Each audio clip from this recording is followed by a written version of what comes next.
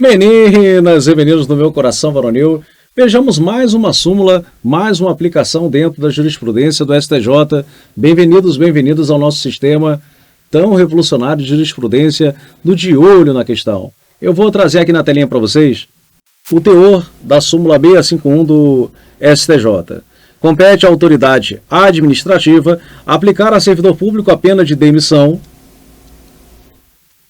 em razão da prática de improbidade administrativa, independentemente de prévia condenação à perda da função pública. Ou seja, é uma aplicação do nosso princípio da independência entre as instâncias. Vamos recordar que a existência de três instâncias. Você tem a instância penal, a instância civil e a administrativa. A regra é a independência entre as instâncias. Significa dizer que o mesmo fato, está aqui, né?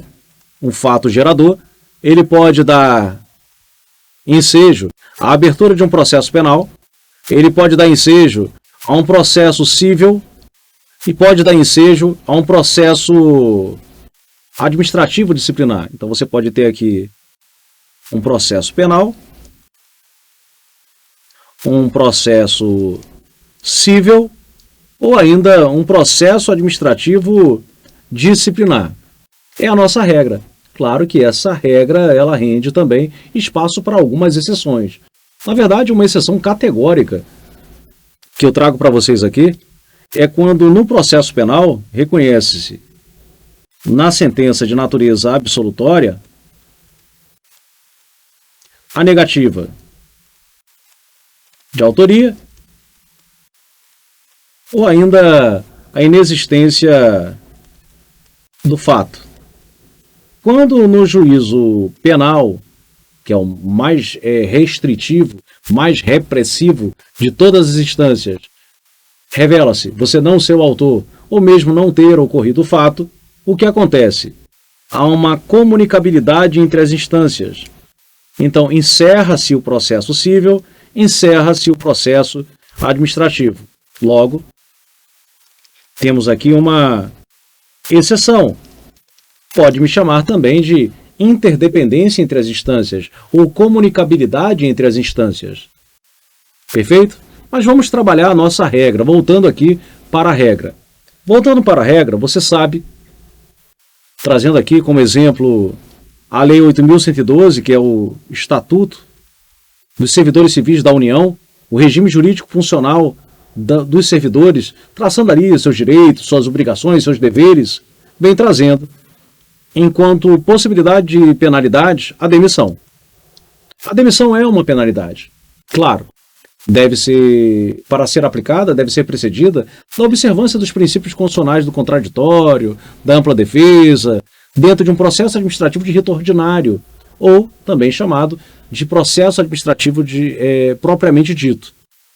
E a demissão será aplicada, quando fala será aplicada, é ato vinculado, um ato vinculado, entendimento inclusive também sumulado pelo STJ, o ato é vinculado, no caso de improbidade administrativa.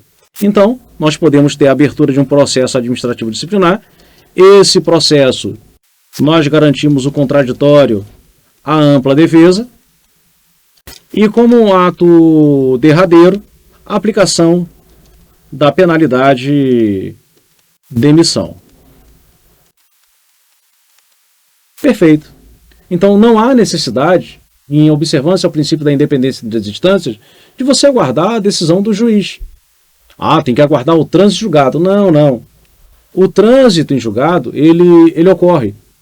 Ele ocorre sim, dentro da Lei 8429. A 8429, ela é chamada de Lei de Improbidade Administrativa, ou simplesmente LIA, para os mais íntimos. LIA, Lei de Improbidade Administrativa. E essa lei vem trazendo, no artigo 20, que tanto a suspensão dos direitos políticos como a perda da função pública ficam a depender de sentença judicial transitada em julgado. Mas aqui estamos falando de improbidade administrativa enquanto ação judicial. Aí é um processo judicial cível. Aí por lá realmente eu preciso aguardar o trânsito julgado. O processo administrativo disciplinar ele corre de forma independente. Inclusive, se dentro do processo judicial cível estancar a improbidade e falar que ela não existe, falar que o servidor não pode responder por improbidade, haverá um processo de reintegração. Vão cancelar o ato demissório, porque se no procedimento judicial cível você diz, ele não cometeu improbidade, é óbvio que ele também não pode ter cometido improbidade administrativamente. Não pode o juízo administrativo construir uma improbidade que não existe, porque a configuração de improbidade está dentro da Lei 8429. Então, se um juiz diz que não existe a improbidade, não caberia no juízo administrativo reconhecê-la. Mas enquanto isso não é feito, o servidor pode, sim, ser demitido. Vem comigo.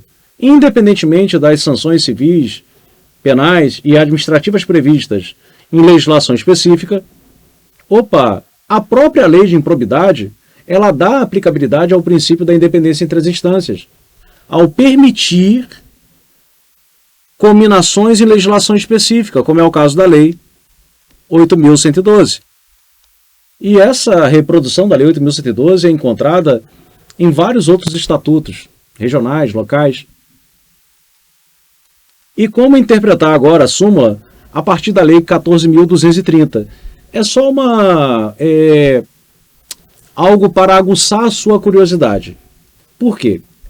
A Lei 8429, ela desde 1992 nunca tinha sofrido tantas alterações. Alterações pontuais, como a inserção de novas tipologias por ferimento a princípio, uma nova tipologia de prejuízo erário, mas nada tão radical. Com a Lei 14.230, a Lei 8429 ela foi muito alterada, a ponto de a gente considerar que a Lei 14.230 é uma nova lei de improbidade administrativa. Inclusive, esse teria sido o melhor caminho, ter revogado a Lei 8429, no lugar de falar que houve uma reforma. Não. Houve uma reconstrução de todo o repositório da Lei de Improbidade Administrativa. Então, como funciona? Essa lei exige dolo. E o dolo é específico. Ou seja, para que haja, nos termos do artigo 9º, nos termos do artigo 10, nos termos do artigo 11, nessa ordem, enriquecimento ilícito, prejuízo ao erário, ou mesmo ferimento a princípios, exige-se a necessidade de dolo específico. Professor, mas eu já tinha ouvido falar que o erro grosseiro, culpa grave, não existe mais. Seja enriquecimento, prejuízo ou ferimento, exige-se o dolo, e não é um mero dolo, é o dolo com uma finalidade específica, chamado de dolo específico. Então, como interpretar essa súmula? A meu ver, quando houver a abertura do processo administrativo disciplinar, a autoridade vai configurar como improbidade administrativa.